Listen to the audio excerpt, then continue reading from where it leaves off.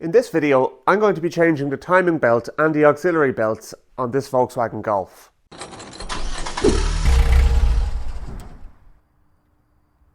The Volkswagen Golf in question here is a Volkswagen Golf Cabriolet actually. Now it looks like a Mark IV from certain angles, but all the running gear is Mark III and this happens to be a 1.8. So it will be the same process pretty much as the 2-litre engine that these cars came with as well. So if you have a 2-litre engine instead of the 1.8, you should be able to follow along as well, but that's entirely up to yourself. So let's get stuck in. First thing I want to do is make access a bit better here, so I'm going to get the air filter box out of the way. Really not a big job in this car, to be honest with you. So we're going to undo the Jubilee clips here. Sometimes they use the springy clamps instead, but whatever flavour they have, need to remove them. So normally there are elastic kind of loops that hold the air filter box in at the bottom, and they're missing on this car, but they basically just need to be unhooked as well. I'll get something to replace them. Even temporarily, I might just use cable ties or something like that.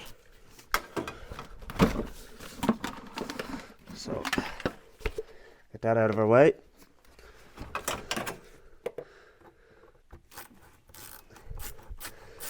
There's warm air intake pipe down here as well, which needs to come off.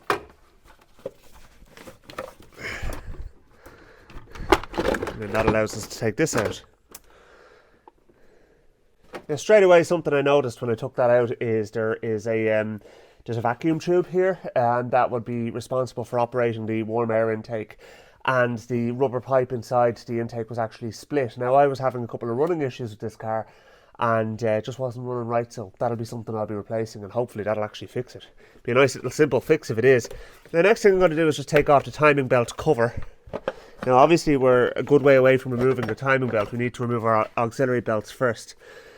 But I don't know what the history is of the belt on this car, so that's why I'm replacing it. We're just looking here. That belt is way too loose. So definitely not barking up the wrong tree here by doing this job. And also I'd be questioning the state of that tensioner when you look at the rust all over it. I would imagine this belt has probably been in this car since new. So we could have just dodged a bullet here, folks. You certainly don't need a ramp to do this job, but if you have one, well, you may as well use it. So I'm going to get this car up on the ramp, and I'm going to undo the power steering pump belt, and we're going to have a look and see what the story is with the alternator belt as well.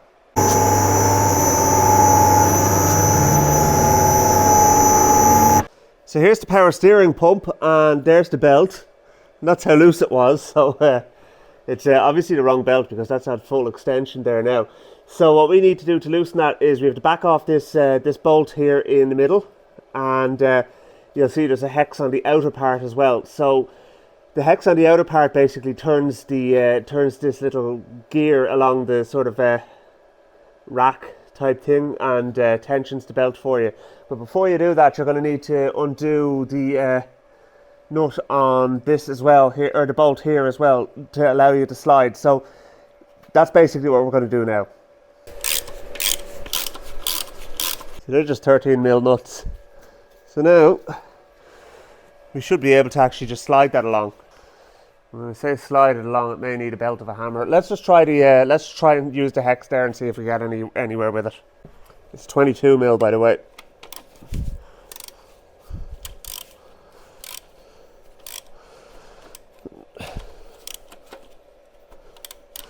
I think it's going to need a persuader there.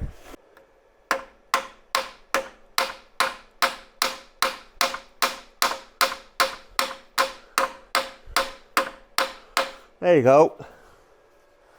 Not the best way of doing it, but it worked. I mean, you probably could question whether or not I should have loosened the top pivot as well, but in reality it should have been alright.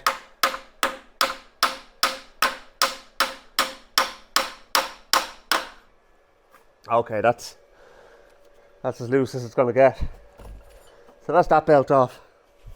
So up above the power steering pump is the alternator, and you can see there is a bolt and a washer on here with the sliding track on, and you need to loosen that as well. there is also the pivot bolt here, which I actually have loosened in this instance. I probably should have done on the power steering pump as well, but sure, look, didn't matter. So now you can see the alternator is basically on spring tension, and you can either push it all the way down, or you can get yourself a pry bar and pry it down somehow, and that allows you to take the serpentine belt off. And that's that. Again, God only knows how long that's been in there, so definitely due a change. Now what I'm going to do is I'm going to clean up the front face of this pulley here so we can actually find our timing mark, and we're going to line up the timing marks. You'll see there's an arrow on the back cover here that says OT beside it, and there'll be a notch in this pulley that lines up with that, and that's basically your top dead centre. There is the OT mark with the arrow there, and if you follow the pulley around, you can see down below, down here, it says OT, and notch is in the middle, and we're lining it up with that notch down there. So we need to rotate the engine probably about a third of a turn. Well, it'll be a third of a turn of the camshaft, which rotates at half engine speed. You could be tempted when you're rotating the engine over to get a 19mm socket and stick it on the camshaft and turn it with that. And if you take out the spark plugs, you're probably going to be alright, but you're still risking shearing off that bolt, or breaking the cam belt prematurely or something like that, and just giving yourself an awful headache. So get onto the crankshaft pulley, and at least that way then you're not fighting the gearing as well, because you're remember I said you've got a 2-to-1 reduction between the cam belt and the crankshaft. So I'm literally just going to rotate it until the marks are lined up, which they are now. My head was probably in the way, but I had to be able to see what I was doing. So yeah, so that's our cam belt all lined up there now. So now what I'm going to do is I'm going to get a paint marker, and I'm going to mark the belt and the pulley, okay? And you'll see the reason why now in a minute. So now we are going to draw our mark here. And not only are we going to mark the pulley, as I said, we're actually going to mark the belt as well. And the reason for that is it means it gives us an opportunity to verify the position with the new belt. Because what we're going to do is transfer our marks from the old belt onto the new belt.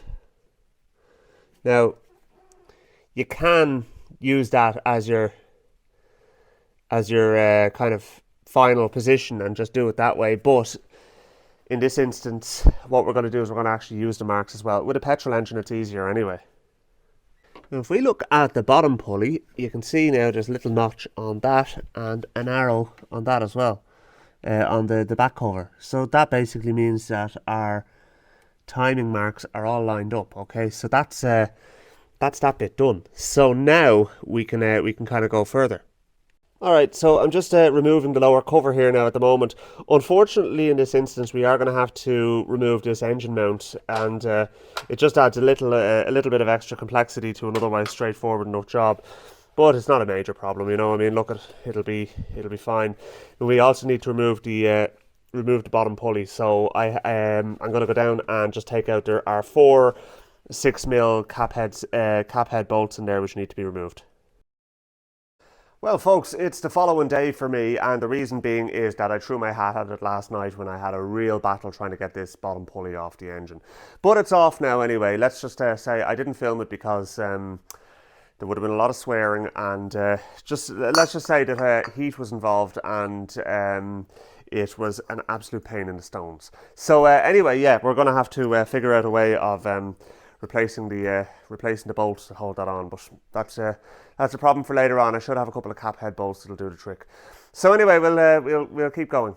So here's the crankshaft pulley for the timing belt, and you can see there would have been a bolt there holding the cover on, and there's another bolt up there, and they need to be removed in order to get this cover off as well. So I'm just doing that now at the moment off camera, but they're 5mm cap head bolts. So just make sure that when you're trying to get a cap head bolt off, that you make sure that the Allen key is firmly seated in it, and that you clean it out before you try and remove it.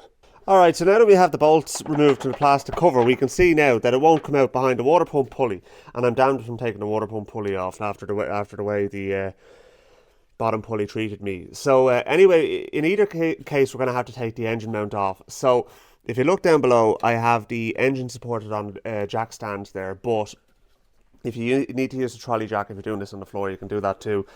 Just prop the engine up to take the weight. There are other engine mounts still in place, but you need to be careful and make sure that you have something under it anyway.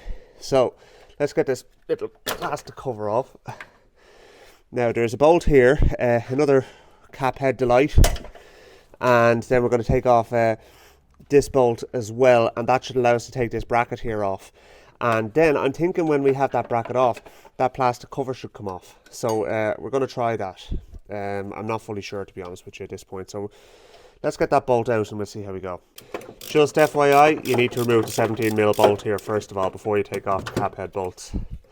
So yeah, I just popped one of the bolts back in because obviously the bracket wants to turn as soon as you try and take the bolt out. I should have known that, but there you go. Anyway, right, so that's that out. And now we can take this out. And I'm hoping then the bottom cover will come off then, and we don't need to go any further with this. Because as I said, after the battle I had with that lower pulley, I don't want to have to repeat that exercise. Alright, so there's our there's the casting for the engine mount. I'll just leave that up there for the moment. And oh, come on. Okay, look, I'm not going to fumble with this one-handed. If I can get it out this way, I'll let you know. If not, then I'm going to be taking that pulley off down there. Right, well, I can tell you now, I got this off, but it was by brute force and ignorance. And I will also tell you that this bit here is going to be getting removed because that is a joke. Now, it leaves that little bit of the timing belt exposed down there, but look, you know, it's up to you whether you take the risk or if you actually want to take off that water pump pulley or not. For me, no, sorry, I'm not doing it. So we will be taking a saw to that timing belt cover. Sure, it's cracked there anyway. All right, maybe somebody did replace this before and cracked it in the process, or maybe I just did it there. Either way, that's what's happening. So next thing we need to do is get our timing marks back because we've lost them because of the fact that when I was taking the pulley off, it rotated a little bit. Now I'm seeing that there's a white mark down here, so that would suggest to me that maybe at some point or another somebody actually has been in here before and has changed this belt. The car has 90,000 miles on it, so I would say the likelihood is the belt wouldn't have lasted that long. Okay, so our belt is all marked up. That's the mark I made on the top pulley and it's lined up with the OT mark here. You can see down here on the pulley that drives the distributor, that's marked up as well. Both there's a mark on the belt over there, and then there's a mark here as well, just for convenience too. And my paint marker ran there. That's why it's a bit of a splodge more than a nice clean mark. And then if you look down the bottom on the pulley here, same crack. There's a mark on the bottom pulley and on the crankcase as well there.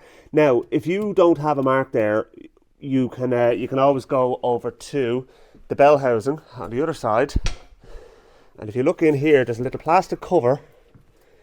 If you look down in there, there is a spud sticking out, which I have marked blue for convenience sake, but I would suggest you mark it in a paint marker yourself. But yeah, that basically gives you your mark. So now that everything's marked up, we're ready to take the old timing belt off, and we're going to be replacing the tensioner as well. And so what we need to do now is slacken off the tensioner and basically make sure things don't move. Hopefully now this won't be as difficult on the diesel, the VW diesel engines. The problem is the fuel pump tends to want to spring back on you as soon as you take the belt off. I'm hoping there's nothing that's going to do that to us on this, but if it is, don't worry, you just have to get back to your marks and try and hold the belt in place. But yeah, let's slip that belt off and see how we go. Okay, so down here there is a 15mm nut on the tensioner, and we're going to undo that. And we're going to take it off altogether. That tensioner was doing nothing.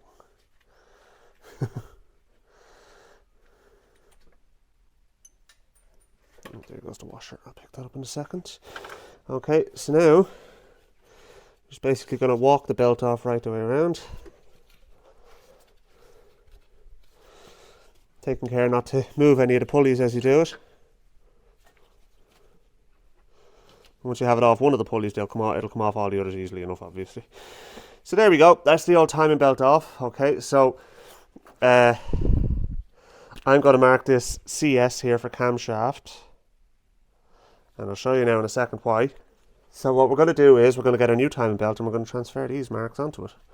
And the reason we're going to do that is because of the fact that if it was right on this belt, it should be right on the new belt as well. It's just the basis of comparison. It's not the be all and end all.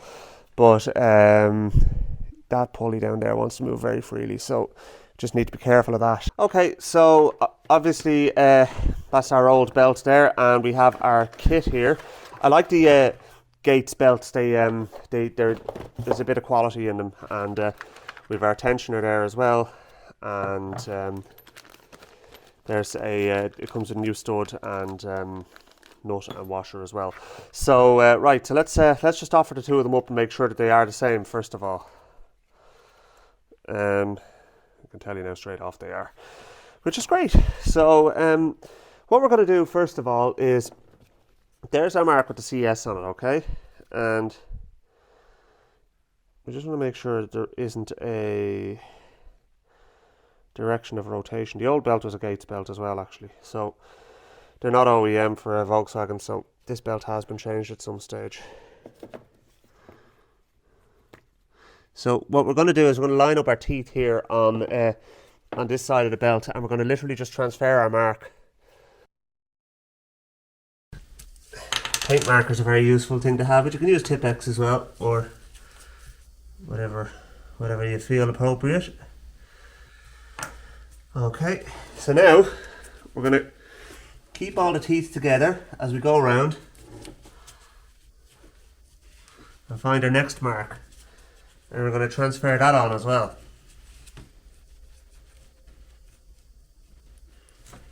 And here's our next mark here, so just double check.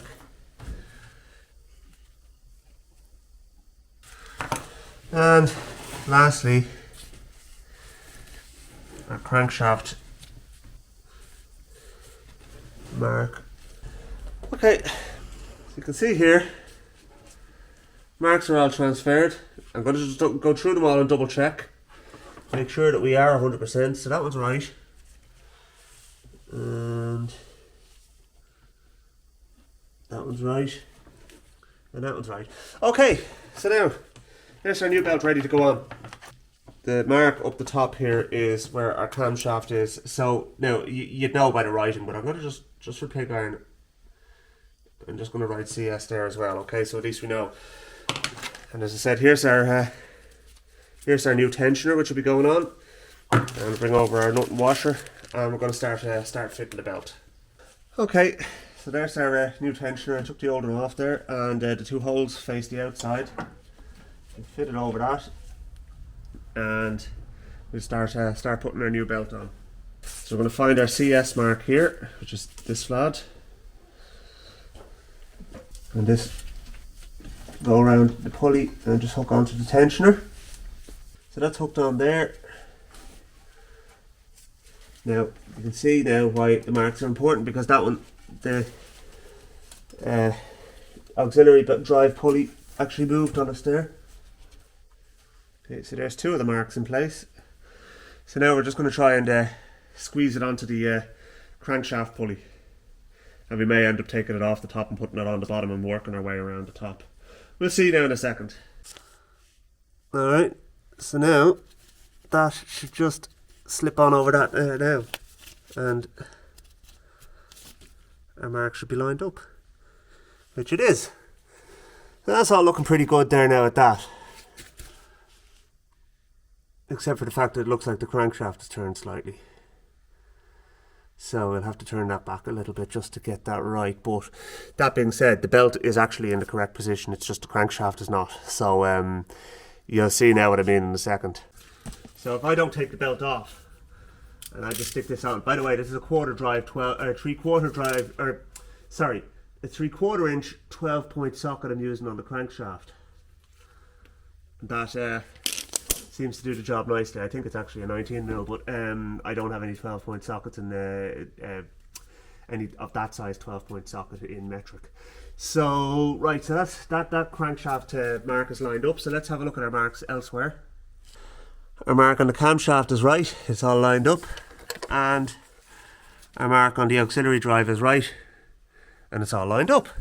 So that's it on now. So next thing we're going to do is we're going to tension it.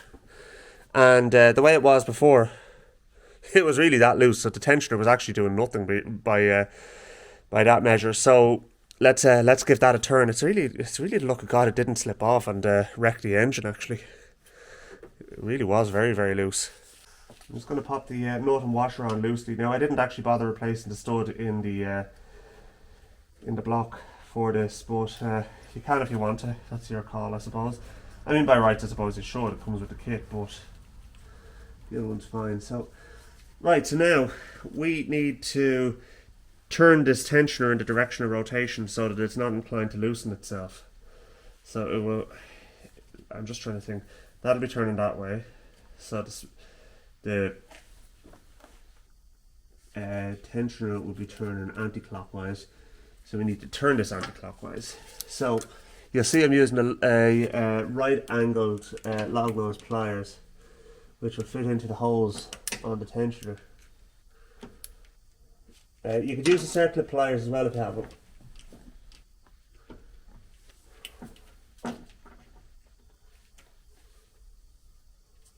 Alright. Now, while holding the tension on, we're going to tighten this up.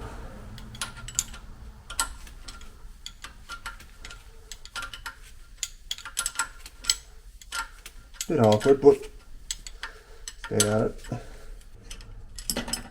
Okay. So that's should be able to turn the timing belt 45 degrees between the pulleys here.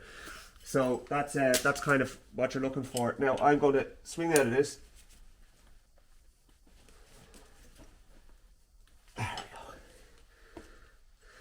You could use a bit of thread lock on that, but there's a spring washer on it anyway, so in this instance I'm not going to do that. Stitched. Okay, that's going nowhere. So now last thing to do is to bar the engine over and make sure that it's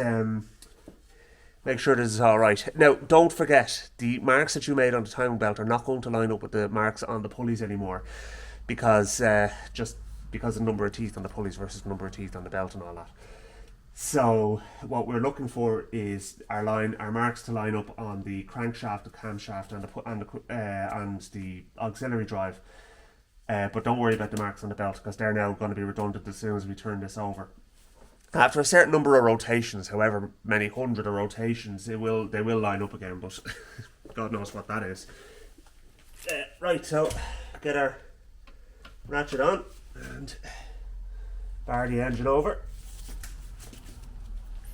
And we're checking to make sure there's no resistance.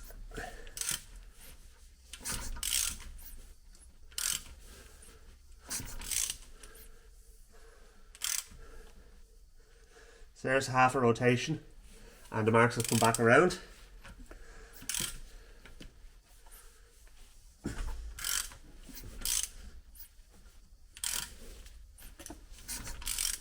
As I said, you could take the spark plugs out and it would make the engine easier to turn over, but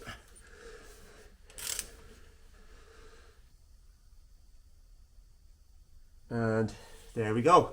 So now that's one full rotation. So let's just make sure that all of the marks are in the correct position, and they are. Happy days.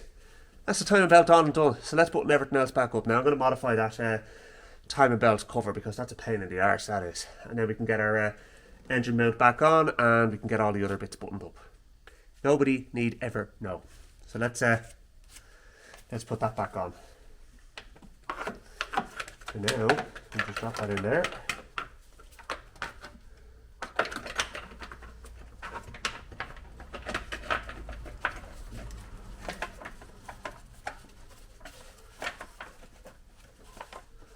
And it's on. See? Now you can see why I did it. I know it's a bodge, folks. I know, okay? There's no need to point that out to me. I'm fully aware of what I just did. But, yeah, let's get our engine mount casting back on. So this goes like this, and kind of goes in behind this cover actually, because one of the bolts that goes through the cover actually is for this. That's the engine mount back in place there now. And get our Allen key, tighten everything up. There we go. That's the engine mount tightened up. Those two are done down there as well. So now begins the hassle of trying to figure out that stupid bloody bottom pulley, and I have to try and figure out how to get that back on. So I'm going to see if I have some new bolts to do the trick. I think I do. Okay, for the purposes of this exercise, that's absolutely fine. They're not all exactly the same type of bolt, but they're all high tension bolts and they're all the correct length. So that will do absolutely grand. So that's that back on. Oh, and by the way, don't forget to put the bolts back in for the timing belt cover in behind the pulley before you put it on. Alright, so lastly then what we need to do is get our timing belt cover back on the top. We can get our auxiliary belt back on. Now's a good time, by the way, to just double check your bearings on the likes of your alternator or water pump. Just give them a little spin and make sure they're not noisy. And if they are, you may need to think about replacing those items.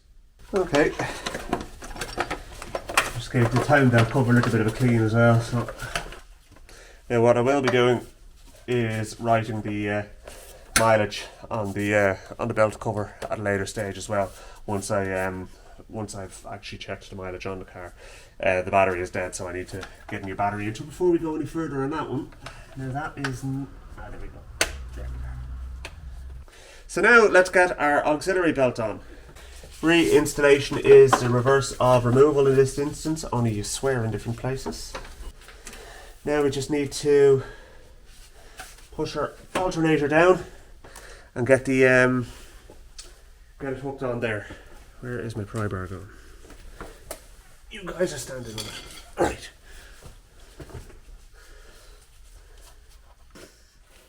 Oh, Jesus. Oh. Will you just get out of the way? You're right in the way. There we go. Now.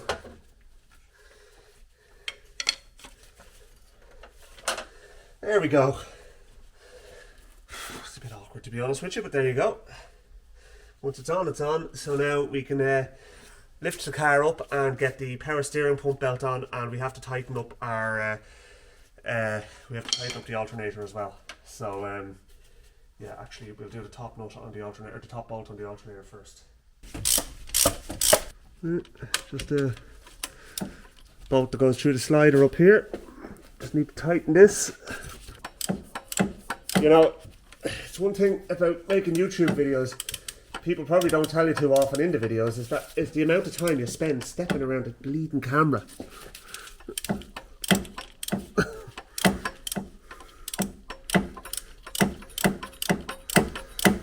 Alright, now lastly, power steering pump. Okay, so now all it's a matter of doing is just hooking the V-belt for the power steering pump over the power steering pump and get that all tensioned up. So now hopefully that will be that'll be the right size, because the other one was miles too big. So we need to get a 22mm socket onto that. Just pull that out a bit. Maybe do it with a pry bar either. You know what? I'm going to just loosen the top here. It's stupid not doing it.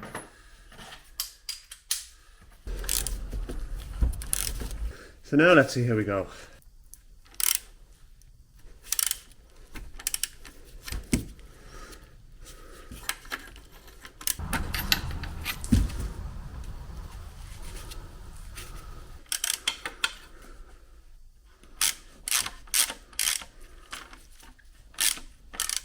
The belt is absolutely fine there now. I'll do up this one here. And then we'll do up the top pivot. And then all we have to do then is refit the airbox after we've replaced that broken, the split holes. And then we should be in business. We'll start her up and see how we go. There we go. Now, full set of belts fitted to this engine. Happy days. Okay, last few little bits and pieces to button up. Now we're in business. Alright, so just putting in the air filter box here again. Now we do need to figure out something to sort out those little bits that are missing down there. I'm going to tick. Stick this on first. Oh, there you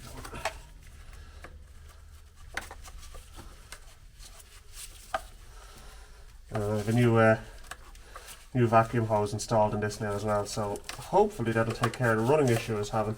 It's basically just spluttering and dying on idle and all that, so it's entirely plausible that that is what was causing the problem, but we don't know yet. There is still a bit more investigation gone.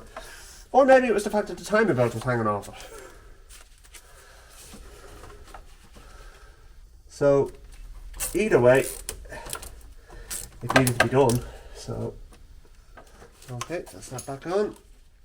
We connect up our vacuum line now, which goes onto this lad here. That's it. Just pushes on. And we could we'll sort that out now. We'll get a couple of cable ties. I'll do fine. That'll be grand. I found one black cable tie, so I'll put it on here, and then what I'll do is I'll get another one for. I'll pick up a pack of cable ties and out, and I'll do that another time. I'll get the other one on then. Okay, it's the moment of truth. Now you'll notice I've left the air intake pipe off, and the reason being is because I actually have some air intake cleaner I want to use on this car. But for the moment anyway, the timing belt, power steering pump belt and auxiliary belt are all done. And yeah, we're going to start it up and see how it goes. I've barred it over a couple of times there, so it should be alright.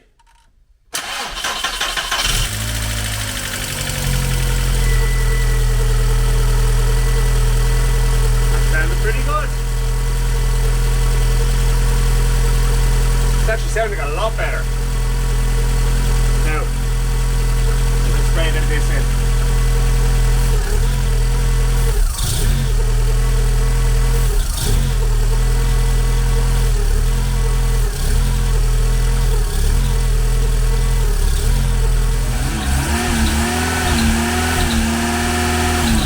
You're gonna get it pinging when you do this one.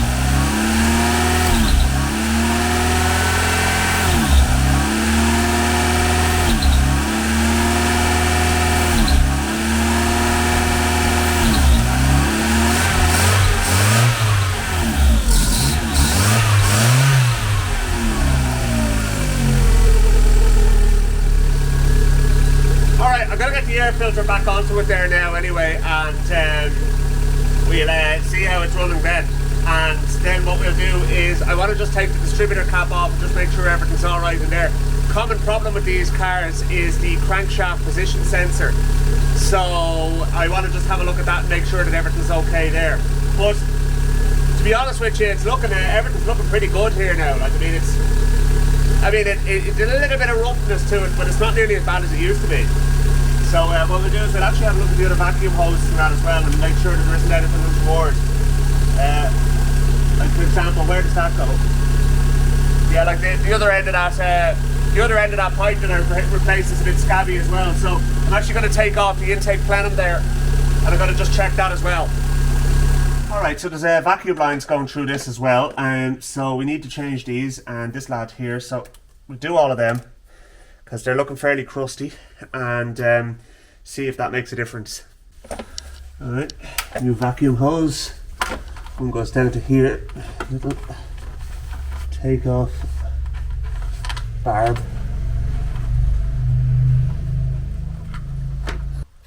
And then the other end of that will go into this. Alright, so let's get that back on. Okay, now, so that's that back on, and I'm going to get the air filter box on there. Okay, and now we get the top.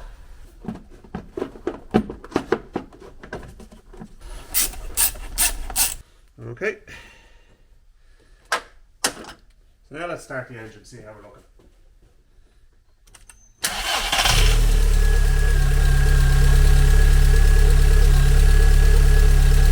I think that sounded pretty good.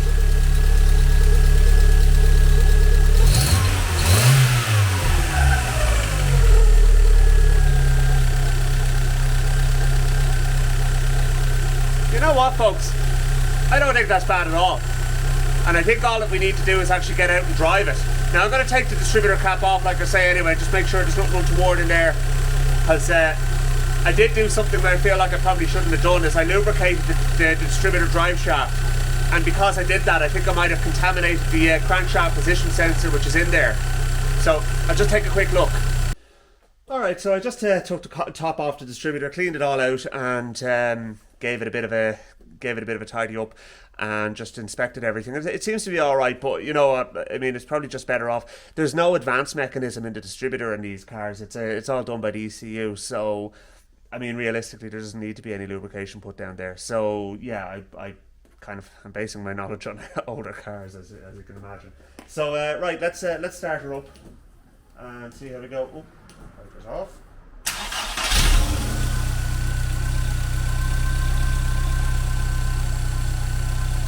You know what, folks? I think I'm going to call it that. That's pretty decent now. It sounds good. It's ticking over fairly all right now. I mean, I'm going to have to stick it through the NCT, like the car test, and see how it fares out then. Hopefully it doesn't fail on emissions or something like that. But I think it's pretty decent now, you know, and maybe just a good Italian tune-up now is all that this car actually needs. And once it's had that, then hopefully it'll be it'll come good. But see, it every so often it just starts to misfire a little bit now. Kind of doing it there now. Look, we'll see if it merits further investigation. We'll do that, but I can't take it out and drive it now because A, it's blocked in the garage, and B, I'm not insured on it or anything like that. So I'm going to just leave it be for the moment here, and yeah, we'll call it at that. So yeah. So look, thanks very much for watching, folks. I hope you got a bit from this video, and that you feel confident to tackle the timing belt on your own Golf if that's what you're deciding to do. Just be careful, make sure that you kind of follow the manual and the proper instructions and all that as well. And if you're unsure about anything, you ask. And yeah, hopefully it goes well for you. Happy motoring, and I'll talk to you soon. Please don't forget to hit the subscribe button before you go.